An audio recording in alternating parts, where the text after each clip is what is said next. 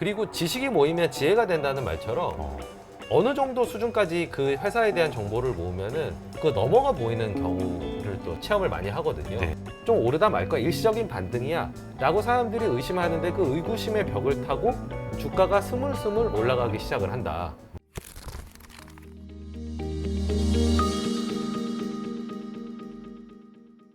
우리 VIP 자산운용에 축하드릴 만한 일이 생겼습니다. 드디어 공모펀드도 네, 이제 하실 수 있게 공모펀드를 낼 수 있게 됐습니다. 예. 열심히 준비하고 있습니다. 그러면 이제 공모펀드는 홍보를 더 많이 해야 되니까 예. 저희가 많이 도와드리겠습니다. 아, 예.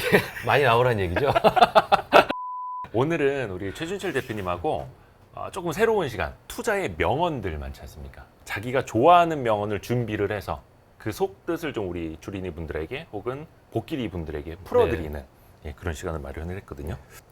먼저 이게 가장 주식과 시장을 이해하는 데 도움이 되겠다. 네. 라는 거에 가장 부합하는 거를 일단 기준으로 제가 뽑았습니다. 그러니까 뭔가 좀 이게 뭐하고 뭐지? 라고 하는 거에서 이 경험을 들었을 때 그런 거구나 라는 거를 좀 전달해드리고 싶었어요. 제가 말하는 건 이제 신뢰성이 좀 부족하니까 별 이제 말씀. 대가들의 입을 빌어가지고 네. 이제 제가 드리고 싶은 말씀을 전달하는 겁니다. 이따 마지막에 그러면 예. 대가 최준철의 명언도 하나 남겨주시면 됩니다. 비빌 수가 제가 없는 분들이라. 그래도 최준철 대표님 정도 되면 자 그러면 네. 첫 번째 네. 첫 번째는 주가가 어떻게 움직이고 네. 그리고 왜 좋을 때 사면 네. 자꾸 빠지고 네. 내가 사면 빠지고 네. 내가 팔면 오르고 안 좋을 것 같은데 시장이 올라가고 네. 뭐 이런 좀 미묘한 그런 부분들이 있잖아요. 이해할 수 없는 네, 그거를 이제 캔 피셔 같은 경우에는 뭐라고 표현했냐면 주식시장은 위대한 능욕자다. 네. 투자자들을 계속 능욕한다라는 또 이제 표현을 하셨는데 네. 그거를 이해할 수 있는 명언 네. 을 제가 준비를 했습니다. 이 존 템플턴 경께서 말씀하신 건데 네. 강세장은 비관에서 태어나 회의 속에서 자라며 낙관에서 성숙하고 행복감과 함께 사라진다. 이게 저는 주가의 움직임, 그러니까 상승과 하락을 가장 정확하게 표현한 말이 아닌가 싶어요. 이거보다 더 정확하게 주식시장의 어떤 능욕자적인 측면과 많은 투자자들이 생각할 때 이때 주가가 올라야 되는데 왜 이때 안 오르고 이때 오르지? 왜 이때 안 빠지고 이때 빠지지? 라는 거에 대한 답이 될 수 있다고 생각해서 이 명언을 골랐습니다. 그러니까 분해를 해서 이제 설명을 드리면 강세장이라고 하는 거는 모든 게 좋아질 때부터 시작한다라고 생각하시는 경향들이 있어요. 그렇죠. 그런데 템플턴 경의 말로는 강세장이 비관이 극도에 달했을 때부터 강세장의 씨앗이 심어진다는 겁니다. 그때서부터 스타트라는 거고요. 이게 주가가 어떻게 자라느냐? 와, 사람들이 올라갈 만해. 아주 좋아. 지금 환경이 좋아. 라고 할 때 가는 게 아니라 에이, 저러다 말겠지. 경기가 이렇게 안 좋은데 그렇죠. 회사들이 힘들대는데 라고 얘기하는 그 가운데 주가가 스물스물 이상하게 올라간다는 겁니다. 네. 그러다가 낙관적인 전망으로 바뀌게 되면은 거기서 주가가 좀 더 가게 되고 와, 진짜 이제는 주식을 해야 돼. 우리 이웃집에 누구도 돈을 벌었대. 지금은 주식의 시대야. 라고 뛰어들 때부터 이 행복감과 함께 주가가 빠지기 시작해서 그 강세장이 끝난다라는 그런 한 사이클을 존 템플턴 경이 그 사이클을 많이 겪으셨을 거잖아요. 네. 그러면서 본인이 내린 결론이 그래, 강세장은 이렇게 움직이고 약세장으로 이렇게 가지, 주가는 이렇게 움직이지 라고 얘기를 하신 겁니다. 정확히 인간의 심리와 반대로. 그렇죠. 그래서 주식시장이 뭔가 이상하다, 어렵다, 예. 그리고 심지어는 능욕자다라고 얘기하는 건 이런 속성을 갖고 있기 때문이고요. 맞습니다. 특히나 저는 이제 강세장은 비관에서 태어난다라는 말을 저는 어떻게 표현하냐면 아무것도 문제가 해결되지 않은 그 순간부터 주가가 이상하게 오르기 시작한다. 그리고 이거는 뭐 베어마켓 랠리야. 이건 좀 오르다 말 거야. 일시적인 반등이야. 라고 사람들이 의심하는데 그 의구심의 벽을 타고 주가가 스물스물 올라가기 시작을 한다. 라고 좀 바꿔서 제가 인용을 많이 하는 문구입니다. 맞습니다. 왜 그런 말도 있잖아요. 그 주가는 불안을 타고 오른다. 그렇죠. 말도 있잖아요. 같은 맥락의 얘기입니다. 근데 불안감이 있을 때 그렇게 믿고 거기에 올라탄다는 게 굉장히 어려운 쉽지 일이에요. 않은 일이죠. 쉽지 않은 일이에요. 견뎌야 되고. 예, 실행과는 조금 다른 얘기인데 그럼에도 불구하고 템플턴 경이 얘기를 하셨으니 네. 그리고 이런 속성이 있다고 하니 아무것도 해결되지 않았지만 이 의구심의 벽을 타고 오르는 구간을 놓치지 않았으면 좋겠다. 그게 요즘 시기랑도 좀 맞아떨어지지 않나 해서 야. 가장 첫 번째로 제가 준비를 했습니다. 진짜 명언이네요. 그러니까 비건에서 가장 중요한 태어나서? 거는 머리와 꼴인 것 같습니다. 이 말에서. 그러니까 비관에서 태어난다는 거, 네. 강세장이. 그리고 행복감과 함께 아. 사라진다는 거. 그러니까 예를 들면 작년 한 중반기 정도 예. 되는 때가 이제 행복감, 주식을 하면 다 돈을 벌 수 있고 좋은 결과를 얻을 거야 라고 생각했던 그때서부터 희한하게 빠지기 시작을 했잖아요. 그러니까 최근의 경우를 생각해 보더라도 이 말은 좀 그래도 쉽게 이해될 수 있지 않을까라는 기대를 갖습니다. 3,000에서 3,300 갈 때 얼마나 행복했습니까? 그렇죠. 전 국민이 행복했죠. 그렇죠. 근데 지금은 경기 침체는 뭐니 극도로 비관적이고. 그렇죠. 지금 한 1년 정도 기간에 양극단을 지금 경험을 하고 있는 거잖아요. 네. 지금 우리가 어디에 서 있는지 그리고 과거에 나의 좀 실수를 했던 원인은 무엇인지를 동시에 성찰할 수 있는 말인 것 같습니다. 저는 예. 일단은 몇 가지를 이렇게 묶어봤어요. 예. 굴비처럼 하나를 예. 묶어봤는데 일단은 첫 번째는 네. 버블, 예. 쏠림 현상에 예. 대해서 우리가 2020년, 아, 21년 네. 초까지 많이 겪었던 것에 예. 대해서 하워드 막스의 말인데요. 예. 거품은 약간의 진실로 시작된다. 네. 그러니까 약간 기자 생활하면서 그런 거 많이 느꼈거든요. 아, 이런 재료가 있어. 예. 아니면 이런 신사업을 예. 하려고 검토를 할까 말까 생각 중이야. 예. 요럴 때부터 뭔가가 꿈틀대면서 시작이 되죠. 예. 예. 그게 약간의 특히- 진실. 예. 예. 종목 장세에서는 그걸로 상한가 간 것들이 네. 많고 갑자기 뜬금없이 보도자료 하나 냈는데 예. 상한가 지킹을 하고 네. 투자자로서 이해가 안 가지만 예. 시장은 또 그렇게 가고 있는 약간 그런 거 있다고 보고요. 예. 또 비슷한 말인데 워런 버핏의 말씀인데 가격 상승은 판단력을 흐리는 마약이다. 예. 저는 약간 요거를 보면서 네. 이렇게 같은 이어지는 이야기인데 최근에 예. 뭐 삼성그룹이 M&A를 한다. 그럼 삼성 스펙주가 급등을 하죠. 예. 삼성이 로봇 TFT를 만들었다. 예. 로봇 전문 이제 태스크포스를 만들었다. 그럼 로봇 관련주들이 급등을 하죠. 많은 사람들이 아닐 수도 있어라는 걸 알지만 다 같이 취해버리는 거야. 예. 거기에 주가 상승이 어떤 영향을 주는 걸까요?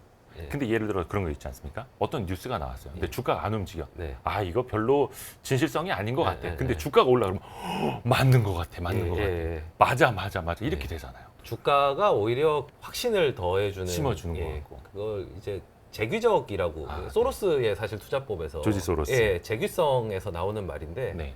그러니까 그 시장 참여자들이 그걸 오히려 더 믿게 만들고 확신을 키우는 네. 그런 영향을 주고 받는다는 거죠. 투자자들이 부여한 가격이 있는데 네. 그 가격이 높을수록 그 참여자들이 더 그게 일어날 거라고 이제 믿게 되는 네. 예, 맞습니다. 그런 속성을 얘기를 한 것 같습니다. 근데 여기에서 네. 이런 그 거품은 약간의 진실로 시작된다. 가격 상승은 판단력을 흐리는 마약이다. 이런 상황을 한 방에 해결할 수 있는 명언도 제가 가져왔습니다. 아 그런가요? 네. 아, 피터 린치의 말인데요. 예, 예. 수익을 당연하게 여기는 생각은 주가가 큰 폭으로 하락하면 확실하게 치유된다. 바로 왜 머리 뒤통수를 딱 때려주는 피터 린치님의 슬픈 말씀. 상황이긴 하지만 아, 네, 예. 네. 저는 이거 워낙 유명한 건데 제가 하나 여쭤볼게요. 주식으로 돈을 벌려면 어떻게 해야 되나요? 일단 VIP 자산운용으로 가야 되고요. 이제 저점 매수, 고점 매도를 해야 되는 거죠. 네네네. 싸게 사서 비싸게 예. 팔고. 네. 반대로는 이제 고점 매수, 저점 매도를 하면은 이제 망하는 거죠. 그렇죠. 예. 근데 이거가 말은 쉬운데 좀 쉽지가 않잖아요. 네. 그래서 어떤 상황을 주고 저점 매수, 고점 매도를 유도할 수 있는 그런 좋은 명언으로 네. 저는 버핏이 얘기한 남들이 두려워할 때 욕심을 내고 남들이 욕심을 낼 때 두려워하라 라는 말을 전해드리고 싶습니다. 네네네. 이거 사실 저희 사무실 입구에 네.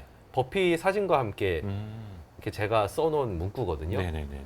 이게 돈을 버는 방법에 있어서 가장 핵심적인 저점 매수, 고점 매도를 가능하게 해주는 그런 말임과 동시에 사실 가치 투자자들이 공통적으로 가지고 있는 역발상적인 네. 그런 접근법을 동시에 표현한 그런 말이라고 생각을 합니다. 근데 역시나 회의 속에서 잘하는 주가에 올라타는 게 힘든 것처럼 이것도 마찬가지로 남들이 두려워할 때 욕심을 낸다. 네. 그러니까 남들이 공포에 질려서 막 팔 때 그거를 산다 하는 것도 쉽지가 않고 그렇죠. 예, 시장이 전체적으로 흥분 상태인데 그걸 보고 나는 빠져나온다. 겁이 나라고 하는 것도 사실 실행에 옮기기가 매우 힘든 말이지만 과연 이걸 하지 않고 어떻게 돈을 벌 수 있을까라고 생각해 보면 네. 그것 또한 답이 없는 문제인 것 같습니다. 근데 전 궁금한 게 워런 버핏 같은 경우에는 태어날 때부터 그런 역발상을 가졌을까? 대중과 반대로 가는 그런 그렇지는 않습니다. 성격? 버핏이 그 도서관에 앉아가지고 네. 모든 주식책을 다 봤다라고 하죠. 네. 그때 처음 버핏이 접했던 거 기술적 분석이었습니다. 아, 그래서 기술적 분석을 가지고 난 돈을 많이 벌 거야 이랬는데 그게 이제 현명한 투자자를 보고 생각이 바뀌게 되고 그리고 스승님으로부터 배우면서 이제 가치 투자의 길에 입문을 했으니까 뭐 10대 때 돌아갔으니까 크게 기회비용은 없었지만 처음부터 기질적으로 그랬다는 아닌 것 같아요. 학습을 통해서 그렇죠. 워런 버핏도 그리고 기술적 분석을 해보면서 그게 별로 효용이 없거나 본인이랑 잘 안 맞았거나 네. 그런 판단이 같이 들어갔겠죠. 근데 그의 인생에서 남들이 두려워할 때 옥심을 내고 남들이 옥심을 낼 때 두려워하라는 말을 정말 가장 잘 실천한 사람도 말만 이렇게 하신 게 그렇죠, 아니고 그렇죠, 그렇죠. 가장 실천을 잘하는 사람도 버핏이라고 생각을 합니다. 대표적으로 이제 니프티 피프티 때 예, 예. 발을 빼셨잖아요. 근데 고점에 뺀 건 아닙니다. 그냥 발을 빼고 나서 버블이 터진 거는 한 2년인가 3년인가 있다가였었거든요. 네, 네. 근데 어쨌든 전체적으로 봤을 때는 남들이 욕심을 낼 때 두려워하고 심지어는 본인의 파트너십을 정리를 해버렸을 정도로 그렇게 해서 이제 빠져나가셨던 적이 있었고 반대로 니프티 피프티 버블이 꺼지고 나서 네. 저평가된 종목이 많았을 때는 지금은 그런 얘기 하면은 굉장히 논란이 됐을 것 같은데 네. 하렘에 와 있는 성욕이 가득한 남자 같다 뭐 이런 얘기를 하시면서 지금 살 종목이 너무 많아. 그 워런 버핏 할아버지라고 해야 되나? 워런 버핏 형님이 그런 섹슈얼한 농담 잘하시잖아요. 맞아요. 그 색들이 많아요. 색드립. 예. 근데 또 이게 동글동글하고 이렇게 예, 그러니까요. 생기신 분이 그런 말씀하니까 요새- 사람들이 그래 괜찮게 연세도 보는 거야. 많으시고 이러다 예, 보니까 예, 예. 약간 그 개그맨 신동엽 씨가 색드립해도 사람들이 그냥 다 이해해 주는 예. 것 같은 약간. 뭐 양성애자는 뭐 데이트할 확률이 뭐 2배다 뭐 이런 얘기도 하셨거든요. 거기서 이제 본인이 표현하고 싶으셨던 거 나는 회사도 통째로 인수하고 그러니까 기업 소유권의 일부죠. 그러니까 시장에서 그냥 주식을 사기도 한다. 네네네. 나는 칼을 2개를 갖고 있다. 아, 그래서 투자 성공할 확률이 더 높지 뭐 이런 말씀이셨는데 그런 거 굉장히 많습니다. 하여튼 뭐 네. 그거를 이제 계속 실천하셨는데 이제 그렇게 그때 70년대 한번 보여줬고 그리고 가깝게는 기억나시겠지만 금융위기 때 2008년 금융위기 때 네. 한창 막 리먼 사태 나고 할 때 그때 뉴욕타임즈에 기고를 하셨었죠. 네. 나는 아메리카를 믿고 지금은 주식을 좀 사야 된다. 그거 역시도 완전 바닥은 아니었습니다. 그 이후에도 시장이 좀 안 좋았었거든요. 버핏도 좀 물리고 시작하더라고요. 그렇죠. 모든 케이스가 다 그랬습니다. 그러니까 그때 아메리칸 막- 익스프레스도 그랬고, 아메리칸 익스프레스도 사고 나서 심지어는 샐러드유 스캔들이 터지거나 샀는데도 50% 이상 빠졌고요. 네. 저점까지. 웰스파고도 90년에 사기 시작할 때도 마찬가지로 많이 빠진 다음에 다 회복을 했습니다. 그러니까 타이밍을 정확하게 버핏조차도 맞출 수는 없는데 좀 길게 봤을 때는 좀 두려워할 때 사고, 그리고 남들이 좀 즐거워할 때, 행복해할 때 좀 몸을 빼고 비중을 줄이고 이런 것들을 이제 계속 하시고 최근에도 마찬가지로 작년부터 올해까지 주식을 좀 사고 계시죠. 뭐 에너지주를 비롯해서 그렇죠. 공격적으로 사시고. 그걸 아주 극명하게 보여주시는 분인 것 같습니다. 이게 언행일치를 제대로 하고 계신 거죠. 이분도 물리지만 그 방향을 보고 간다라는 거 그렇죠. 그렇죠. 그리고 시간 길이가 워낙에 길고요.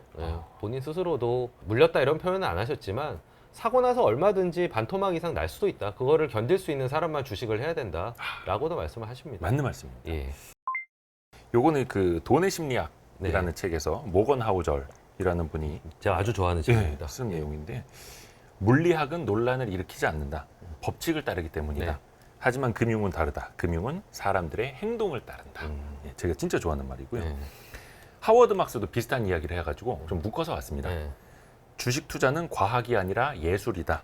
인간의 심리가 지배하기 때문이다. 요거 제가 최근에 와이스트릿에서 되게 많이 써먹고 있는 얘기고요. 그 17세기 프랑스의 계몽주의자인 볼테르라는 분이 한 말도 있다는데요. 역사가 반복되는 게 아니다. 사람이 반복하는 것이다. 이런 이야기를 저는 좀 이어서 좀 말씀을 드리려고 하는데 이게 사실 가치 투자자들은 기본적으로 이제 펀더멘탈이라는 걸 분석을 하고 그 다음에 이게 싸냐 비싸냐 밸류에이션을 측정을 하잖아요. 네. 근데 이거 너무나 당연한 건데 이건 기본이고 그 위에 펀더멘탈을 덮어버리는 게 저는 센티멘탈이라고 생각을 해요. 특히 말씀하셨던 공포 장세일 때 혹은 버블 장세일 때. 근데 그거를 정확히 알아야 되는데 그거를 어떻게 표현할까? 경랑이라고 해야 될까? 그 파도 속에 내가 배를 타고 있든 뭐 서핑을 하고 있든 튜브 하나를 메고 있든 경랑 속에 있으면 내가 어디로 흘러가는지를 알 수가 없잖아요, 사람이. 지나고 나봐야 내가 무트로 올라오거나 망망대해로 가거나 지나봐야 하는데 그래서 이게 계속해서 반복되는 것 아닐까. 예. 근데 요거를 좀 헤쳐나오기 위해서는 아까 대표님이 말씀하신 것처럼 항상 또 역발상으로 좀 생각을 해야 되는 것 아닐까.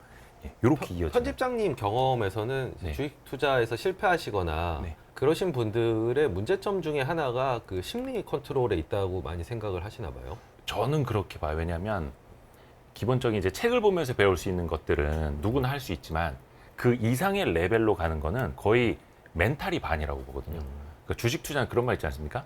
멘탈이 절반이고 나머지는 정신이다. 네.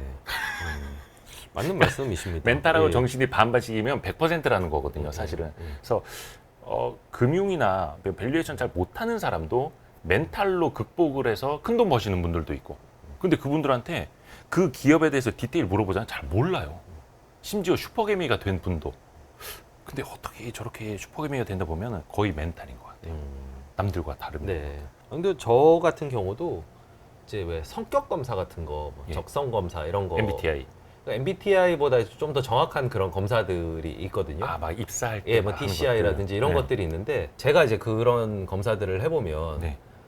저한테서 나타나는 특징 중에 하나도 감정 기복이 굉장히 적은 걸로 나옵니다. 그러니까 평균치에 비해서 아주 극단적으로 감정 동요가 적은 편으로 나오거든요. 오, 욱하는 거 없으세요? 그러니까 뭐 욱하는 건 제가 좀 경상도 남자라서 뭐 없는 건 아니지만 네네. 기본적으로 지금 투자의 어떤 안에서 움직이는 그뭐 사이클 안에서의 또 뭐 폭락을 했다든지 뭐 크게 상승을 했다든지 흔들리고 있어요. 약간 그런 부분에 대해서 감정 동요가 상대적으로 좀 덜한 편이고 뭐좀 놀라운 얘기를 들어도 감정이 풍부하신 분들은 이렇게 막 반응이 이렇게 크시잖아요. 네. 제가 그게 상당히 좀 적은 편입니다. 뭐 MBTI 자체도 사실 ISTJ이긴 한데 네네네. 그래도 이제 제가 6년 차인데 주식한 지가 네. 그래도 26년 동안 크게 안 깨먹고 크게 막 건강이 상하거나 막 이거 뭐 못하겠어 때려쳐야 되겠어 라고 하지 않고 그래도 버틴 게 제가 그나마 감정 동요가 덜하기 때문이고 만약에 제가 감정이 풍부한 사람이었으면 과연 이거를 감당할 수 있었을까.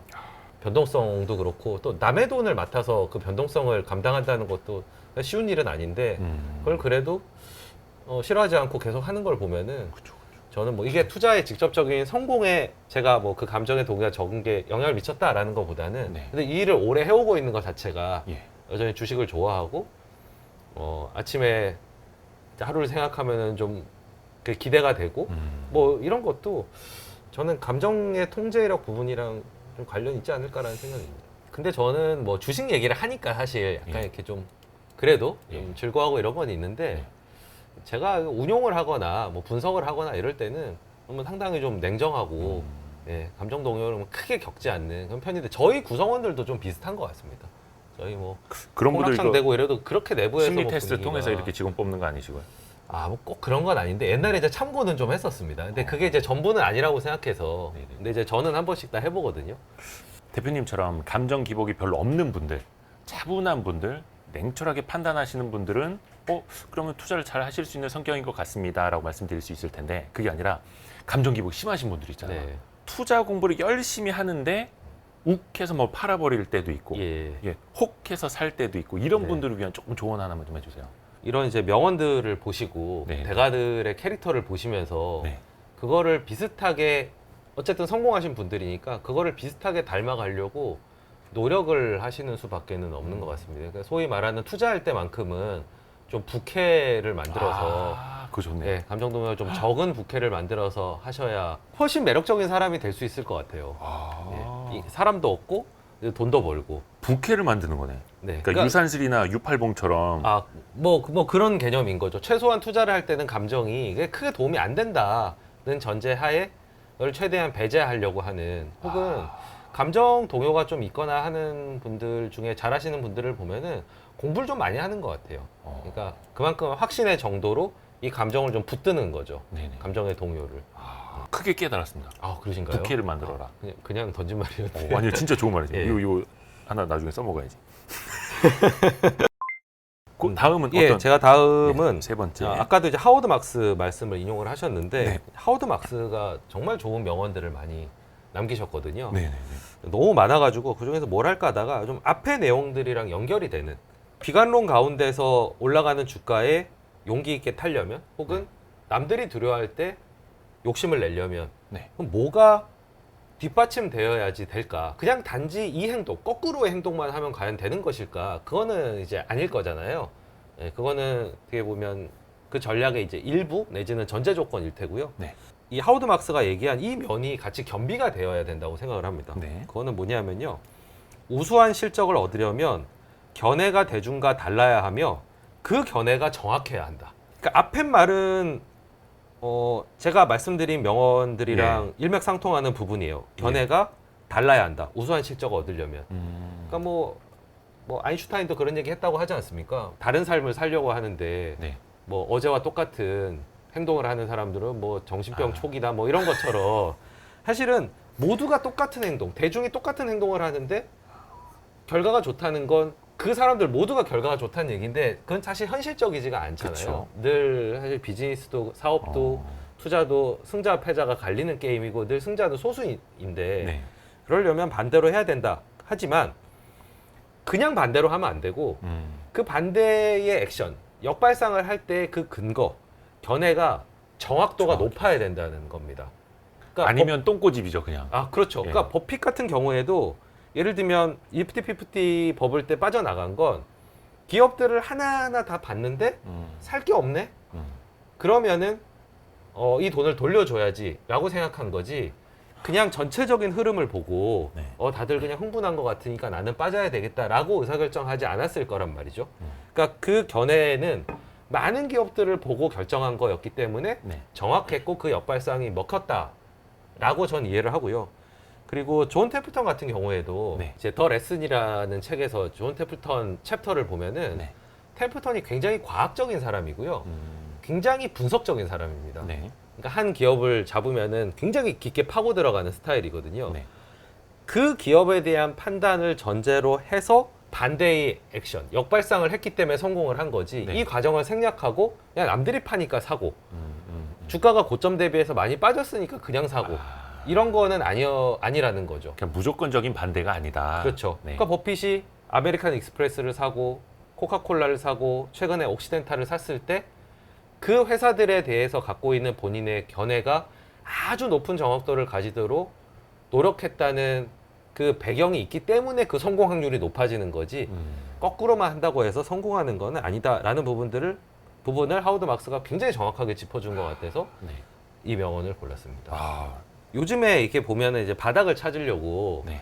인간 지표로 활용하려고 하는 시도들이 많이 있는 것 같아요. 네, 네, 뭐 네. 어떤 분들은 뭐 댓글에 다 비관론만 있어가지고 지금 바닥 아니냐? 예, 바닥이 아니냐 이렇게 얘기하시는 분도 있고 이건 네. 비관론조차도 아무 댓글이 없어야지 진짜 바닥이다라고 얘기하시고 그래서 아. 역에 너같이 얘기하는 애가 있으니까 바닥이 아니다부터 해서 막 계속 역에 네, 가는데 네, 네.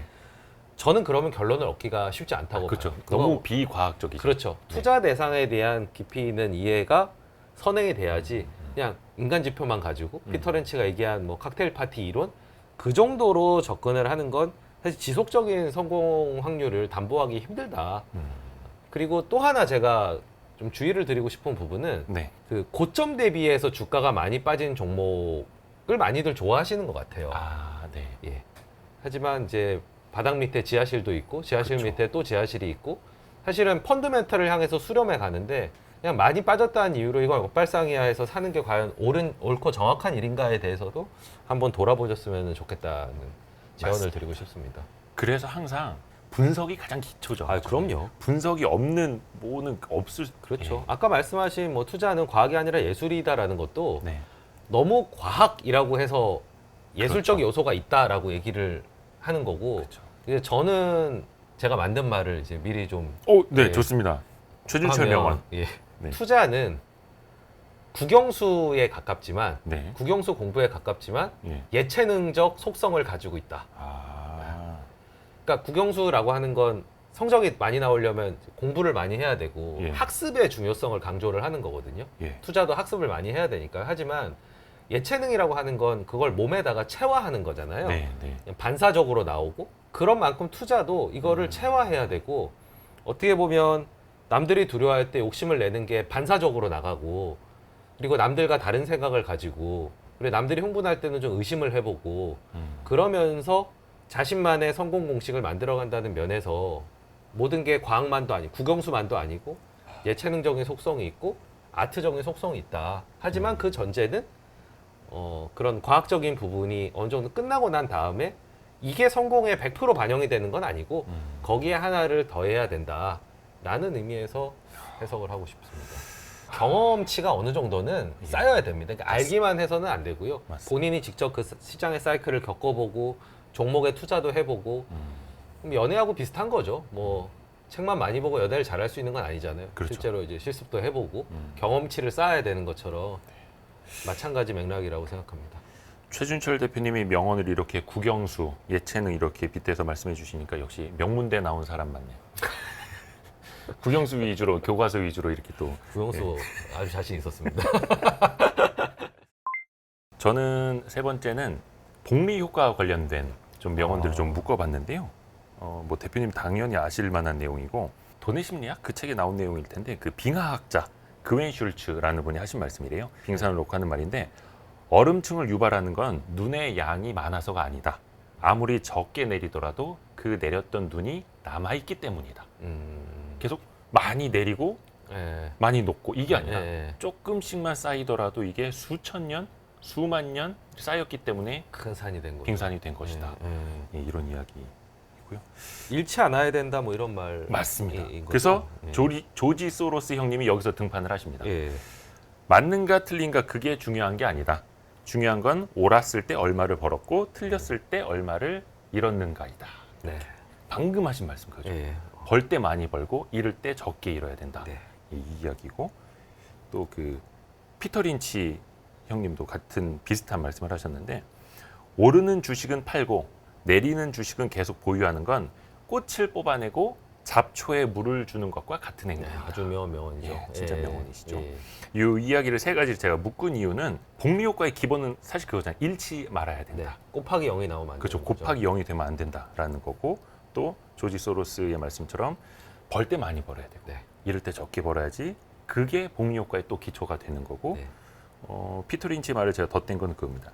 많은 개인 투자자분들이 아마 이제 내려갔다가 조금 보합권으로 올라오는 종목이 있을 수도 있을 거예요. 네. 근데 그때 많이들 정리를 하세요. 아, 너무 안타깝죠. 너무 예. 안타깝죠. 예. 플러스 1%가 되는 순간 파는 거예요. 예.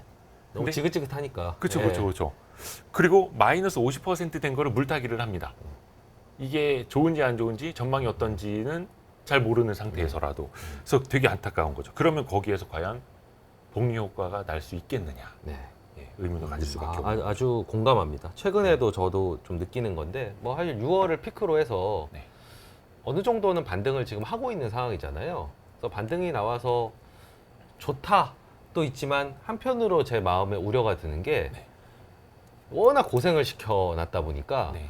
이 반등장에서 또 아우 지긋지긋해라 이러고는 그냥 다 팔아버리시면 네. 결과적으로는 크게 잃고 짜잘하게 먹고 그냥 게임이 끝나는 예. 셈이 돼버리는 거거든요. 네. 그러니까 반대로 이제 고수들은 그러니까 모든 종목이 고수라고 해서 찍는 대로 다 올라가는 건 아니에요. 근데 왜 이 사람들이 긴 시간으로 봤을 때 돈을 버는가라고 보면은 몇몇 베팅에서 크게 벌고 잃는 거를 짜잘하게 잃거든요. 그래서 총합으로 사실 버는 그런 개념입니다. 그렇죠. 근데 개인 투자자들이 정확하게 이거에 반대로 가는 경우들이 많죠. 그게 정말 안타깝습니다. 기초에는 본인의 분석이 좀 덜 되어 있고 네. 어떻게 보면 믿음이 별로 없고 예, 기다림에 지치고 요게 이제 같이 섞여서 그런 맞습니다. 거니까. 예. 극복해야죠. 네. 예. 요즘에 워낙에 뭐 유튜브 채널도 많고 정보가 넘치는 시대잖아요. 네. 정말 옛날 같으면 만나뵙기 힘든 분들을 쉽게 이제 방구석에서 만나뵐 수 있고 거기 또 이제 기여를 하고 계시는데 우리 최준철 대표님 같은 분들 뭐 많은 사실 사람들이 이제 이 컨텐츠를 풍부하게 만드는데 참 많이 이제 일조를 하고 있고 저는 기본적으로는 좋다라고 생각을 합니다. 예. 그렇지만 그 정보 안에서도 네. 저는 다 하면 좋죠. 다 하면 좋죠. 뭐 기업 분석도 많이 하고 시황도 보고 매크로도 보고 다 하면 좋겠지만 시간은 제한적이고 우리의 에너지와 집중력도 한계가 있잖아요. 그럼 그렇죠. 결국 우선순위를 정해서 음. 정말 돈이 되는 정보, 정말 근원적인 정보를 취사 선택하는 지혜가 저는 필요하다고 생각을 네, 하거든요. 중요하죠. 예. 그런 맥락에서 제가 고른 정보를 어떻게 우리가 대해야 하는가. 네. 좀 덜 유명하신 분인데요. 예. 그 닉 슬립과 콰이스 자카리아라는 분이 계십니다. 두 분인가요? 예, 공동으로 운영을 저희 회사처럼 이렇게 그 파트너로 운영하시는 분인데 노마드 투자조합이라는 굉장히 성적이 좋은 펀드인데 그렇게 많이 알려져 있지는 않습니다. 네. 이분들이 뭐라고 말씀하셨냐면 정보 역시 식품과 마찬가지로 유통기한이 있으며 유통기한이 긴 정보에 가중치를 높게 부여해야 한다. 대표적으로 뭐 유통기한이 짧은 정보가 뭐가 있을까요? 카더라. 저는 시황인 것 같습니다. 아, 시황 방송. 어. 네. 내일 되면은 이제 어제 얻었던 정보가 별로 의미가 없어지는. 그러니까 그날의 장을 그냥 해석하는 건데 네, 네. 이걸 계속 보는 게 큰 도움이 될까? 아, 라는 그런 생각이 좀 듭니다. 네, 네. 예. 근데 이제 와이스트릿은 그 철저하게 저희는 시황 안 합니다. 예, 유통기한이 긴 정보에 집중을 하고 계셔서 예. 사실 그래서 제가 이 채널을 좋아하고 네. 이제 저희가 이제 출연을 시황을 하는 하려고 건데, 그랬는데 예. 처음부터 너무 가치 투자로 이거를 이제 채널을 만들다 보니까 대박이군요. 시황을 해도 안 보시더라고요. 뭐 아이덴티티가 이제 분명하시다는 건데 저는 유통기한이 긴 정보라고 하는 건 지금 우리가 나누고 있는 어떤 이런 지혜의 말들도 네. 포함이 되고 가장 큰 건 저는 기업에 대한 정보인 것 같아요. 기업의 비즈니스 모델, 돈을 어떻게 벌고 있는지 그리고 여기 경영자가 좋은 사람인지 나쁜 사람인지 그렇죠. 그리고 이 회사의 성장 잠재력이 얼마 정도 되는지 이런 부분들이 사실 회사라는 게 단기간에 크게 바뀌지 않기 때문에 이런 정보를 계속 모으다 보면은 어떤 한 기업에 대해서 더 잘 알게 되고 네. 그게 누적적으로 쌓이게 돼서 나중에 그 정보를 또 활용할 수가 있거든요. 네. 근데 뭐 버핏 같은 경우도 아메리칸 익스프레스, 맥도날드 이런 것들을 한 번 투자하고 끝내신 게 아니라 샀다 팔고 한참 지나고 나서 또 샀다 팔고 이런 경우들이 있어요. 더 비싼 값이요? 더 비싼 값이 이게 더 있어서? 비싼 값인 경우가 사실 대부분이에요. 왜냐하면 그 회사들 계속 성장을 해왔던 회사들이니까. 그러니까 그거는 과거의 아메리칸 익스프레스, 맥도날드에 대해서 잘 이해를 해놨기 때문에 네. 그 사이에 변화를 업데이트를 하고 그리고 가격 정보와 비교를 해서 그러니까 주가는 올랐지만 여전히 저평가라고 봤겠죠. 잠재력이 다 주가에 그렇죠. 반영되지 않았다. 그런 것처럼 저도 마찬가지로 기업 정보를 주로 보는 사람이지만 이 정보는 늘 누적적이고 다시 꺼내 쓸 수 있고 그리고 지식이 모이면 지혜가 된다는 말처럼 어느 정도 수준까지 그 회사에 대한 정보를 모으면은 그 넘어가 보이는 경우를 또 제가 체험을 많이 하거든요. 네. 그래서 결국 이 얘기는 시황 정보라든지 유효 기간이 너무 짧은 그런 어떤 단신 뉴스라든지 이런 거보다는 이왕이면 그 시간에 좀 더 기업 분석을 하는데 시간을 쓰는 게 좋지 않을까라는 제 개인적인 제언을 드리려고 이 네. 말을 빌어왔습니다. 사모펀드들이 좀 그런 경우가 있잖아요. 본인 그 사모펀드가 키워서 판 회사인데 더 커진 거예요. 근데 이걸 다시 사모펀드가 더 비싼 값에 사는 경우도 있더라고요. 그런 경우도 있죠. 예. 예. 또 더 거기서 키우려고. 예. 좀 아마추어들한테 쉽지 않은 일인데. 아, 그럼요. 예. 그러니까 프로들의 세계인데 그것도 좀 배울 필요가 있는 것 같습니다. 이번에는 제가 제일 못하는 거예요. 또 많은 궁금하네요. 개인 투자자분들이 제일 힘들어하는 거. 네. 기다림, 버티기. 예. 하워드 막스의 이야기인데요. 네. 자주 등장하시네요. 이러면 제가 책을 몇 개 안 읽었다는 뜻입니다. 하워드 막스가 이런 말을 했습니다. 가치에 대한 확고한 신념이 있어야만 수익이 발생하지 않는 기간을 버텨낼 수 있다. 맞는 말입니다. 그렇죠. 예. 가치에 대한 확고한 신념. 네. 그게 있어야 기다릴 수 있다는 뜻이죠. 네. 그리고 찰리 먼거도 비슷한 이야기를 했습니다. 장기적으로 뛰어난 투자 성적을 얻으려면 단기적으로 나쁜 성적을 견뎌내야 한다. 네. 예. 투자의 절반은 아까 뭐 멘탈이고 나머지 절반은 정신이라고 뭐 농담 반 진담만 말씀드렸는데 투자의 절반은 멘탈이고 네. 나머지 절반은 기다림인 것 같아요. 저는 이 말을 들으면서 예. 그래 현실이 바로 이런 거지라는 생각이 들었습니다. 예. 그러니까 다들 꽃길만 걷고 싶고, 예, 빨리 가고 싶고 예, 그리고 빨리 가고 싶고, 빨리 목적지에 도달하고 싶지만 이 대가들이 말씀하시는 건 야 진짜 꽃길만 걸을 수 있어라는 비기를 알려주기보다는 현실 팩폭을 하시는 거죠. 기다려야 되는 거고 좋은 성적만 있는 구간에만 주식을 투자할 수도 없는 노릇이고 맞아요. 그럼 방법이 무엇입니까? 라고 여쭤보면 기다려야 하느니라. 도사님이 나타나서 어떻게 하면 기다릴 수 있습니까? 네. 투자 대상에 대한 확신이 있어야 하느니라. 예. 이거 아니겠습니까? 그러니까 말로 들으면 되게 쉬워 보이는데 네. 이렇게 기다리면 힘들지? 약간 그런 것 같습니다. 운전할 때 옆 차선이 더 빨리 가는 것 같잖아요. 항상. 네. 신호대교 똑같이 신호대교인데 왜 저쪽 차선이 계속 빨리 가지? 네. 이쪽으로 옮겨봐요. 차선 변경을 해. 근데 또 이쪽 차선이 다시 먼저 가. 자괴감이 들죠. 그 투자도 마찬가지인 것 같아요. 왜 그런 거 있잖아요. 뭐 낙폭과대주, 뭐 반등이 빨리 올 종목으로 이제 포트폴리오를 압축해야 되고 괜히 잘못 바꿨다가 또 멘탈이 털리지 않습니까? 네. 그런 경우를 다들 겪어보지 않으셨나요? 그래서 저는 이 기다림을 할 수 있는 다양한 이제 방법들도 나름 고안이 됐다고 생각하는데요. 네. 저는 대표적인 게 분산 투자라고 생각을 합니다. 네. 예. 그냥 한 종목만 갖고 있으면은 짧은 꽃길일 수도 있겠지만 네. 엄청 오랜 기다림으로 멘탈을 붕괴시킬 수도 있거든요. 그래서 적절한 종목으로 분산을 해놓으면 뭐 그 기간에 어떤 종목 좀 올라주고 어떤 종목 쉬다가 또 그 다음 주자로 좀 오르기도 하고 그렇게 좀 오르는 것들이 포트폴리오 내에서 그래도 좀 나올 수 있게끔 디자인을 하는 게 저는 그래도 좀 기다릴 수 있는 방법 중에 하나라고 생각하고요. 또 하나는 저는 그래서 배당의 중요성을 여기에 연결을 시켜서 많이 설명을 드립니다. 배당의 중요성이요. 예, 보통 이제 주가가 안 올라서 고통스러운 거잖아요. 근데 배당이 들어오게 되면은 주가가 안 오르더라도 현금 흐름이 들어오게 되고 그쵸. 그럼 그걸 가지고 떨어져 있는 주식을 다시 사는 재투자 활동을 할 수도 있기 때문에 좋은 네. 것도 있고 네.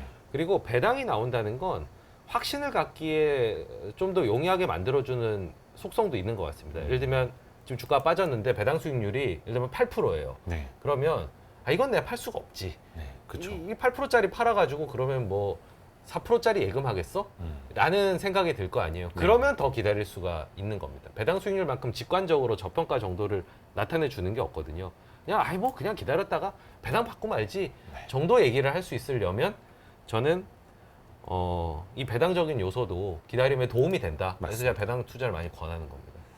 진짜 중요한 말씀인데 근데 많은 개인 투자자분들은 배당이 나오는 그 1년도 너무 길어. 1년 너무 길어. 예금은 어떻게 하시는지 모르겠어요.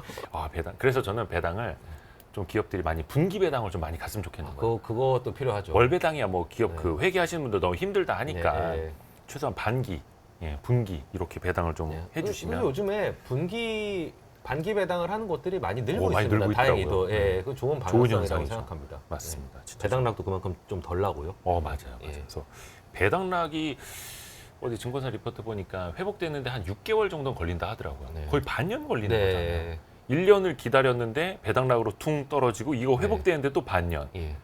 힘들죠. 그러니까 배당주 투자를 할 때 자괴감을 주는 요소가 예. 뭐 5% 먹으려고 기다렸는데 주가 10% 빠지면 이게 무슨 소용이냐라고 얘기하시는 그게 보통 배당락 때문에 그렇거든요. 그걸 좀 분산시켜주는 방향으로 저는 많은 기업들이 가면 좋겠다라고 생각을 합니다. 제가 뭐 버핏의 명언이 워낙 많아가지고 네. 이왕이면 좀 분산을 하려고 네. 좀 배제를 했고요. 대신 그의 파트너인 찰리 먼거가 오, 얘기하신 예.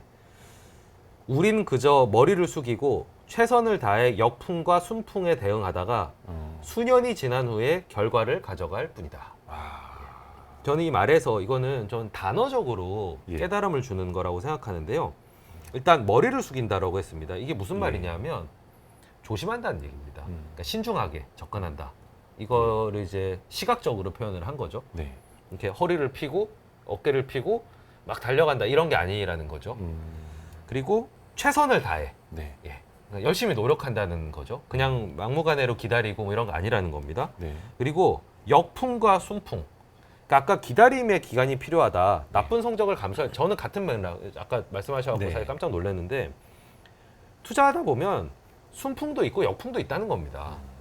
근데 그거를 역풍은 피하고 순풍에만 올라타라라고 번거가 말씀하시지 않으셨다는 거죠. 네. 이게 현실이라는 겁니다. 역풍과 순풍에 대응하다가 수년이 지난 후에 수년. 수년. 그게 중요한 거네요. 예. 수년. 장기 투자를 해야 되는 수년이 지난 후에 결과를 가져간다. 이 결과라고 하는 건 좋은 결과인 거겠죠. 그러니까 앞에 부분을 충족을 하면은 결과가 좋아질 거라는 또 자신감을 주는 겁니다.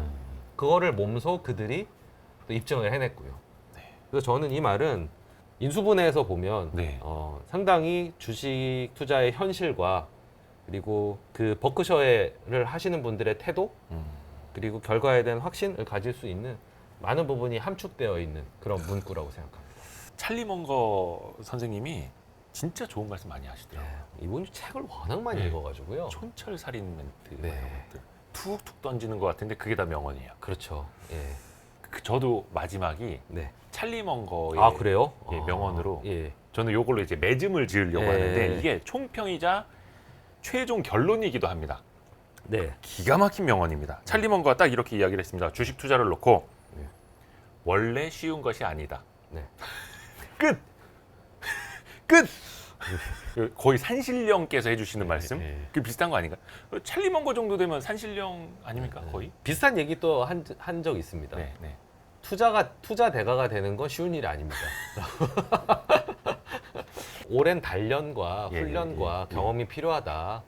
는 말씀이시고 특히나 지금 대부분이 아마 3년차 투자자분들이 많으실 텐데 3년차에서 지금 여러 사이클들이 나타났었고 실력이 빨리 안 느는 것 같아서 답답하고 그리고 지금 상황 자체가 사실 답답하고 네.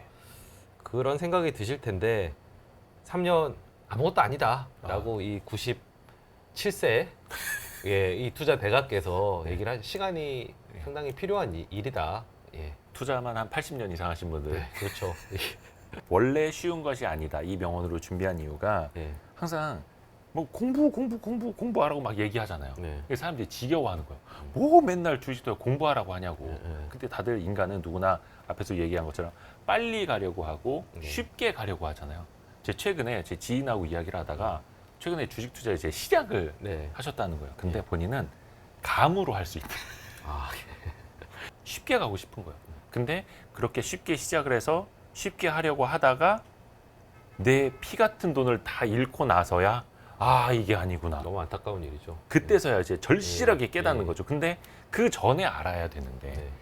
저희가 깨달음을 먼저 드릴 수는 없을 것 같고 그래서 이런 명언을 빌려서 네. 예, 투자는 원래 쉬운 것이 아니다. 네. 그런 말씀 이런 꼭 드리고 대가들의 싶었어요. 명언이 그런 시행착오를 많이 줄여주는 것 같아요. 이 중에 하나라도 좀 들으시고 깨달음을 얻으신다면 예. 그만큼 돈을 잃어가면서 얻게 되는 그런 경험들을 좀 생략할 수 있는 뭐 저도 사실은 그런 의미에서 많은 대가들 공부를 하면서 시행착오를 많이 줄이고 네. 또 순탄하게 투자를 해올 수가 있었던 것도 저는 뭐 그런 배경이 있지 않았을까. 뭐 또 버핏인지 뭔 건지 또 얘기를 한 뭐 정확하게 출처는 모르겠어요. 언뜻 항상 같이 떠올라가지고 말씀하시잖아요. 언뜻 예. 떠올라가지고 네. 그 주식시장에서 네. 돈이 많은 사람은 예. 경험을 얻을 것이고 네. 경험이 많은 사람은 돈을 얻을 것이다라고. 아, 그러니까 준비 안 된 상태에서 돈을 투입하면은 쓴맛의 경험을 본다 뭐 이런 얘기죠. 아. 예. 쉽지 않다는 겁니다. 음. 예. 조금 아쉬워서 네. 준비해 온 게 조금 더 있어서 이제 심화편으로 심화편으로 예, 가나요? 두 개만 더 제가 아, 짧게 좋습니다. 좋습니다. 그 준비한 걸 너무 얘기를 좋습니다. 드리겠습니다. 일단 기업 분석을 하시는 분들을 대상으로 해서 좀 이랬으면 좋겠다라고 드리고 싶은 얘기인데 네. 항상 기업이라고 하는 건 그 순간에 봤을 땐 좋은 면과 나쁜 면이 있습니다. 예. 모든 게 다 좋은 환경만 있는 것도 아니고 예를 들면 그 산업이 성장하고 있다라고 하더라도 산업의 성장은 필히 경쟁이 붙기 때문에 이 안 좋은 면이 항상 양면성으로 예, 있거든요. 예. 그러면 기업 분석 하다 보면 되게 헤매요. 다 좋은 것만 찾고 싶은데 그런 건 별로 없거든요. 네. 그렇다고 너무 비관적으로 특히 이제 주가가 많이 빠져 있을 때 그 주가가 많이 빠져 있는 프레임 하에서 이 기업의 나쁜 면을 보게 되면 너무 비관적으로 흐르거든요. 근데 나중에 돌아보면 그런 게 그렇죠. 주가가 더 많이 올라 있고 그런 분들에게 그런 고민하시는 분들에게 제가 드리고 싶은 명언은 네. 투자자는 아니고 그 철학자인 칼릴 지브란이 예. 얘기한 말인데 예. 낙관론자는 장미꽃만 보고 그 가시를 보지 못하며 염세주의자는 장미꽃은 보지 못하고 그 가시만 본다. 아. 장미꽃과 가시를 다 같이 보라는 거죠.